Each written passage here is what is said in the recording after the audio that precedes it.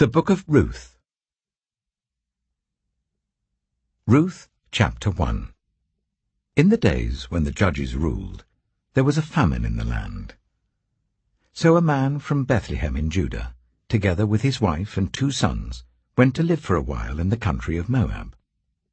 The man's name was Elimelech. His wife's name was Naomi, and the names of his 2 sons were Mahlon and Chilion. They were Ephrathites from Bethlehem, Judah, and they went to Moab and lived there. Now Elimelech, Naomi's husband, died, and she was left with her 2 sons.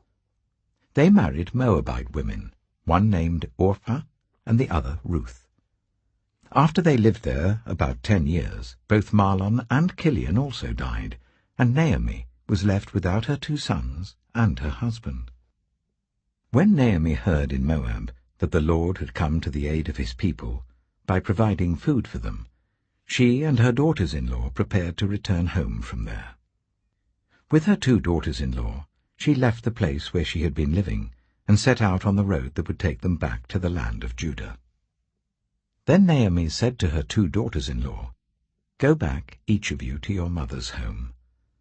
May the Lord show you kindness, as you have shown kindness to your dead husbands and to me. May the Lord grant that each of you will find rest in the home of another husband." Then she kissed them goodbye, and they wept aloud, and said to her, "We will go back with you to your people." But Naomi said, "Return home, my daughters. Why would you come with me? Am I going to have any more sons who could become your husbands? Return home, my daughters. I am too old to have another husband. Even if I thought there was still hope for me, even if I had a husband tonight and then gave birth to sons, would you wait until they grew up? Would you remain unmarried for them? No, my daughters. It is more bitter for me than for you, because the Lord's hand has turned against me." At this they wept aloud again. Then Orpah kissed her mother-in-law goodbye, but Ruth clung to her. "Look," said Naomi, "your sister-in-law is going back to her people and her gods. Go back with her."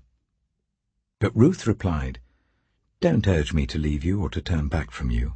Where you go, I will go, and where you stay, I will stay. Your people will be my people, and your God, my God. Where you die, I will die, and there I will be buried. May the Lord deal with me, be it ever so severely, if even death separates you and me." When Naomi realized that Ruth was determined to go with her, she stopped urging her. So the 2 women went on until they came to Bethlehem.